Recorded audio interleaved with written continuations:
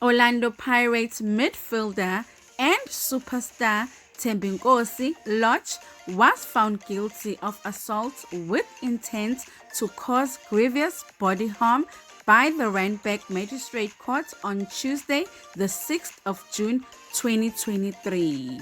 Lorch was arrested on the 7th of September in Midrand, Johannesburg, 2020 and later released on 2,000 rand bail after an assault case was opened against him by his ex-girlfriend Fundiswa Matitibela.